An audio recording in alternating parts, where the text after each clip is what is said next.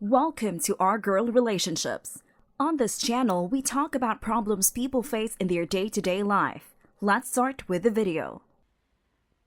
My ex-husband, 38M, let's call him Joseph, has serious issues, and that's me being nice. He's currently making my life a living hell. But before I get into more details, I'm gonna give some backstory. My ex and I met in college, a classic beginning for most of us. Joseph was the ultimate heartthrob back then. He used to be the quarterback of our college football team, which by itself was enough to grant him the title of the most popular douchebag with a lot of groupies. But on top of his outstanding skills on the field, he was also extremely attractive. At that time, I didn't understand why, out of all the girls drooling over him, he decided to focus his interest on someone like me. I'm not being harsh on myself. I'm just saying that I wasn't your typical sexy bimbo. In fact, I was a bookworm who spent most of her time hanging around the same two friends, either revising for exams or engaging in some nerdy club activities. But now that I look back on it, it must have been how easy to manipulate I was. He was fond of control, and I sure did allow him to be in control of every aspect of my life. When we started dating, I didn't notice anything that could be considered a red flag. He was a gentleman, the kind to open the door for me and buy me flowers unexpectedly if I had a rough week. It felt blissful to be around him. He made me feel safe and appreciated. Many of my female friends started to envy me because, to their eyes, he was an unattainable creature and that I didn't deserve to stand by his side. To be honest, I also shared their sentiment. I was somewhat insecure, but he did his best every time to reassure me and reminded me constantly that he'd never have it any other way. After 1 year into our relationship, his attitude started to shift. It was subtle at first. His grip would get firmer around my arms whenever someone stared at me for too long. His remarks regarding my outfits, which always seemed too showy or vulgar, started to multiply, like that one time he forced me to change my whole outfit minutes before my birthday party. How he'd begin petty arguments each time I took too long to answer his calls. I could list a few more examples, but I think this is enough for everyone to get the picture. Because I was young and naive, all these early signs that should have alerted me about his sanity or lack thereof seemed rather endearing. It was all too easy for me to confuse these things for what I thought was love, but his behavior got gradually worse, and it eventually started to feel suffocating. He prohibited me from having girl nights out. It's too risky for girls to go alone at night, he'd say. Then it was my male friends and classmates who became his target. He'd go around harassing any guy he thought had a thing for me. Of course, it was all in his head. Still, I was convinced that his little jealous outbursts would vanish away with time. We got married 2 years later. We both felt like it was high time to make it official. It seemed to have made Joseph relax a little bit, as he became less alert and suspicious than before. I thought that things finally got in order and that I'd enjoy a somewhat normal relationship. It couldn't have been farther away from the truth. I remember waking up one day at the sound of my bed sheets ruffling. It was early morning and my eyelids felt like they weighed a ton. As I was struggling to focus my blurry vision towards what was making the sound, I saw my husband sitting on the bed across from me, my phone in hand, as he was skipping furiously through my notifications. At first, I didn't want to alert him of my awakening. I stilled in my spot and kept on observing him behind hooded lids. I couldn't clearly distinguish what he was doing from where I was lying in the bed, but the way he held my phone still allowed me to see the chat box that appears when you block someone from social media. That's when I decided to startle him by moving a little and pretending that I was just about to wake up. He quickly put back my phone on my nightstand and walked towards the kitchen, where he later started having breakfast. Once he left the room, I grabbed my phone and immediately went to check my blocked list, only to discover that he blocked most, if not the entirety of the guys I had on social media. It's when I concluded that our relationship would never be normal. Soon enough, I started to feel like someone was following me around. I can't get over this feeling, whether I got out of work or just ran errands around. I felt observed all the time, and it sent chills down my spine. One time I had this coworker accompany me to get coffee during lunch break. He was new, so I agreed to show him around a little. Nothing extravagant happened. We just grabbed coffee and drank it on our way back. But when I got home later that day, I could sense something was off. My husband was sitting on the couch, arms crossed and eyebrows tightly knitted together. He definitely seemed pissed, so much that he didn't even bother greeting me when I got in. I walked up to my husband and then sat next to him on the couch to get a better look at this grumpy expression. I didn't want to upset him further, so I gave him a questioning look instead of talking. He turned in my direction and stared daggers at me. I was about to ask him what was wrong, but he spoke before I could even form a sentence. He then said bluntly, "So you're cheating on me?" My eyes widened in shock at his question. Why would he even think something like that? I asked myself. No, of course not. Why would you even assume that? I replied, visibly confused. He then proceeded to say that he knew everything I did during and after work, that I could hide nothing from him. It didn't make sense at first, but after insisting on an explanation, he admitted to something terrible. Turns out, my husband paid the security guard that worked for our firm to tell him about my whereabouts. And naturally, when he informed him that I had coffee with a coworker, his twisted mind told him that it was more than just coffee. At that moment, I was so busy trying to convince him that I didn't do anything wrong that I didn't realize the situation's absurdity. I knew I had to put an end to our marriage when I caught him beating my cousin, who he suspected was keeping pictures of me without my consent. My cousin is a professional photographer, and I'd often ask him to take candid photos of me when we met or during special occasions.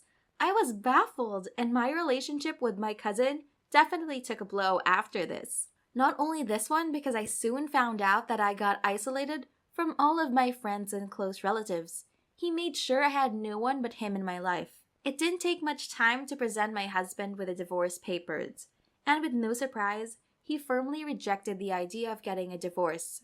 I told him he had no choice, that he'd better agree unless he wanted things to get messy. He seemed to not understand why I wanted to leave him, and no matter how many times I explained the situation, he denied all my claims. After weeks of going back and forth, he eventually gave in and agreed to our divorce. It was too good to be true. While our situation was being finalized, I decided to rent a small apartment out of town, somewhere I was sure he'd never think of. I wanted to regain some of my lost freedom, and most importantly, I didn't want him around me anymore. As I was peacefully doing laundry at my balcony, I saw my ex-husband standing down my building, all smiles and my favorite flowers in hand. I was stunned and I didn't know how to react, so I ended up letting him in. He said he came to check on me, to see how things were going for me, and while that looked like a nice gesture, I couldn't help but wonder how he found my new address. I didn't want to sound rude, so I brushed it off. He left a few hours later, and I thought that was all. But to my surprise, he kept on coming back to visit me every week, every 2 days, then eventually ended up coming to my door every morning. I told him he had to stop, but he says he doesn't see why we can't stay friends with each other. What should I do? Update. Okay, so I received a lot of mixed reactions after my post. I kinda expected it since it's a sensitive topic, and any miscalculated decision could lead to disaster. So to make it short, my ex insisted on visiting me daily. He said he didn't see anything wrong with it. He refused to stop, even after I told him it made me uncomfortable. One day, in particular, we had an argument about it. I told him I didn't want him to come near my house again, and he appeared hurt. He said it saddened him seeing how reluctant I was to us rekindling again, and that he'd stop coming again, only for me to find him at my door the following day. As if him being around me all the time wasn't enough stress, he started interfering with every potential date I had. He even went as far as to threaten a guy I was talking to, telling him that he'd better stop seeing his wife, or else he'd get his ass beaten. I was so done with his BS, and I also felt terrified of what he was capable of doing, so I ended up filing a restraining order against him. He was furious when he found out, and I'm not exactly sure that this will be enough to scare him away, but it will have to do for the time being. Here's the next story. So, I, 25F, have been friends with this girl, Mary, 27F, for about 5 years. Ever since I met her, she have had this thing going on with a guy around 40M, who used to be your boss. She quit because the wife would constantly come to the office and she said it was weird. Whatever. She was in love with this guy and was actually loyal to him, while he was married to his high school sweetheart. The wife knows as well. Well, it's been 5 years of friendship and her and this guy keep on and off. When she leaves him, then he starts to stalk her, literally showing up at places he knows she's at. He's an effing psycho, and she somehow is okay with that despite what everyone tells her. I know what everyone will say. I can't stress enough how many times I said how wrong that was, but she's old enough and eventually you get tired of trying to help someone who doesn't want to be helped. Back to the topic. Every time she leaves him, she starts seeing someone and she complains that they're all the same. No one takes her for real. The main problem is that she met this guy a year ago. They were texting all the time. He was working in another country. He came to visit, slept with her, and eventually ghosted her. She asked for my opinion, and I told her that even though I do believe the guy is an asshole for not being honest of his intentions, maybe the reason why guys don't take her for real is because she always tells them about her ex, and it just happens that this ex is a married man. No one will want to date a woman who was in a serious relationship with a frickin' married man. She said she appreciates my honesty and left. She's all mad at me according to a mutual friend and said that I shouldn't have said that since she can't help who she falls in love with. I said okay, but it's like telling a man you're a cheater and expecting him to believe you'll be loyal to him. It's weird. Our friends are divided between. I was right but shouldn't have said anything. I think she needed to hear the truth. I'm sorry, but now I feel bad because I didn't mean to hurt her feelings, so am I really the asshole? Should I apologize? Edit. I will also add that she tells the guys about him to give them a heads up in case he shows up at a place they're together. She doesn't establish any boundaries with him. Not the asshole. You didn't really tell her that dating the married man is why she's single. You pointed out that she's essentially waving a giant red flag around to new potential suitors by discussing her on and off relationship with a married man. And you most likely aren't wrong. That would be a red flag for most people. Your friend is an adult and free to make her own decisions. But if she's asking you for advice and using you for a sounding board, then she should be prepared for your honest feedback. Not the asshole because you're right. No guy with actual brains would want to date her because she gives them reason to be concerned about her potentially cheating on them with this guy. She also mentions this ex, which is an obvious no-no with new relationships. And expecting them to just be okay with her hooking up with another guy is not cool. If she wants that, then she shouldn't be considering serious relationships. Not the asshole. You weren't dishonest. If someone told me he dated married women and said married women might show up and be crazy, I'd be out. Even just dating married people alone is a red flag. It shows you don't value commitments and can't be taken seriously. She needs to know her poor judgments are what's keeping her single. Also, her weirdo married lover could someday actually kill or hurt her, and that's definitely something she should be aware of. Next story.